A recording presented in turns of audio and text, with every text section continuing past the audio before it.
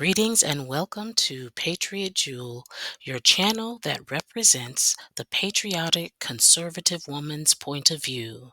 Though we may look like others, we certainly are not like them. It's been many years that I have discussed on my other social media platforms the infiltration of communism in the liberal and progressive factions of American politics. This includes the indoctrination and massaging of the American black psyche through coercion of black leaders at the helm of religious, educational, and social/civic institutions of black America.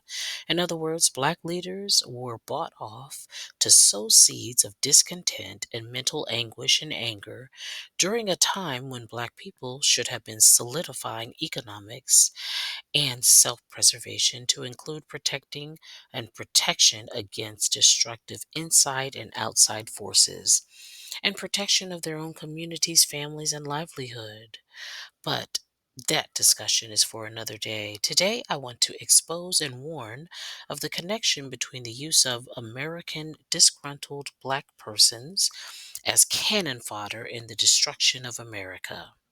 But first, communism and now radical Islamic terrorism seemed to have united in the American landscape. Let's discuss Jabbar, who is the Black American who participated in the terrorist attack in New Orleans. Make no mistake about that, this is a Black American man. He did not walk across the border. He was in the military, the U.S. military, for many years, two failed marriages, and he had children from his marriages. He had ongoing debts and a struggling business. It was only a couple of years ago that he became radicalized into the Islam faith, but more so clearly an ISIS supporter. And I just want to point this out because, as I will go into further in this video and in other videos, Black Americans have insisted upon being infiltrated and or indoctrinated by outside forces. And I say insisted on purpose, starting with the communists and now with the radicalized Islamists. During the George Floyd days, communist backed BLM had their way with America, using willing black puppets to tear the fabric of America apart. Manning Johnson joined the U.S. Communist Party in 1931 and worked as an organizer in Buffalo, New York, until he transferred to New York City, where he joined the National Committee of the Communist Party. He left the party in 1940 and is the author of the 1958 book Color Communism and Common Sense. He writes about his path to following left philosophy. To me, the end of capitalism would mark the beginning of an interminable period of plenty, peace, prosperity, and universal comradeship. All racial and class differences and conflicts would end forever after the liquidation of the capitalists, their government, and their supporters. A world union of Soviet states under the hegemony of Russia would free and lead mankind on to utopia. Being an idealist, I was sold this bill of goods by a Negro graduate of Lenin Institute in Moscow. The color of one's skin is no bar to a young man or woman dreaming of making a better world. Like other Negroes, I experienced and saw many injustices and inequities around me based upon color, not ability.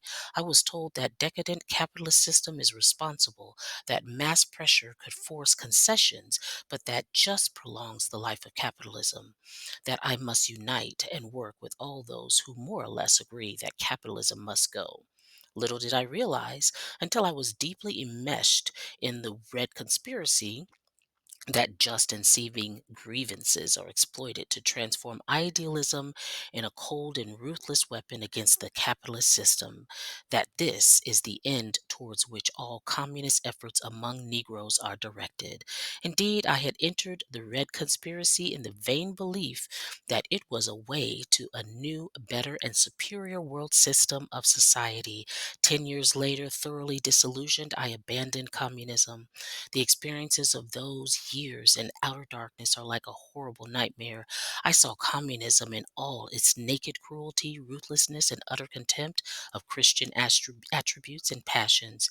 And two, I saw the low value placed upon human life, the lack of total respect for the dignity of man, and the betrayal of trust, the terror of the secret police, and the bloody hand of the assassin during and since those fateful years when I embraced communism. After 2 years of practical training in organizing street demonstrations and citing mob violence, how to fight the police, and how to politically throw a brick and hide, I was ready, in the opinion of my leaders, for a top communist school.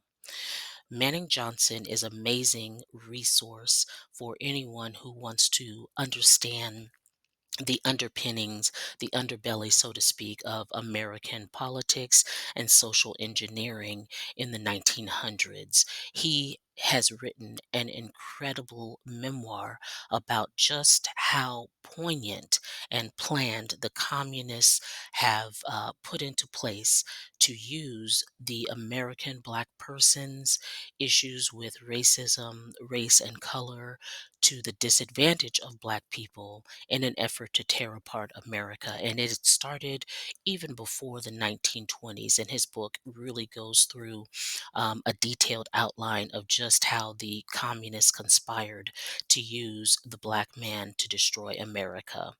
And this infiltrated Black churches, Black pastors, the intelligentsia of the Black community, the boule, all of them were enmeshed in communism and really thought that these white liberals slash communists cared about the Black man.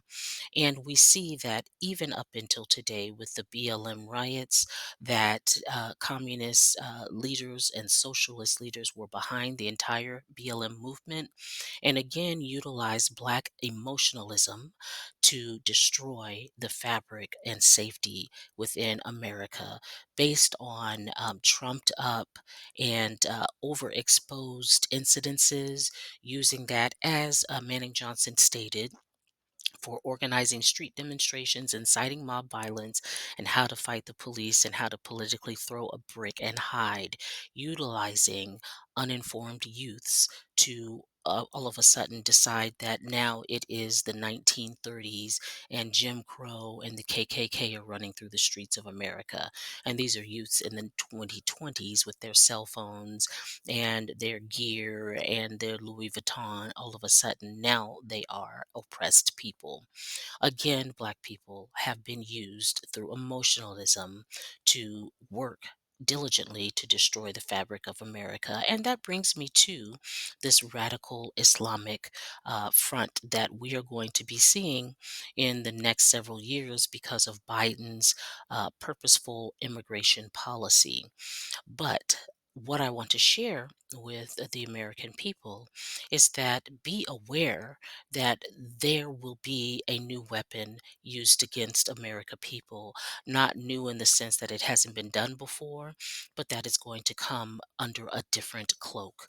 Whereas we have continued to see the communist infiltration in the minds of weak minded Black Americans, we are now going to see Black Americans utilizing the cloak of Islam to begin to destroy the fabric of America, hence New Orleans. So do not only look for and pay attention around seemingly Muslim or Islamic looking individuals.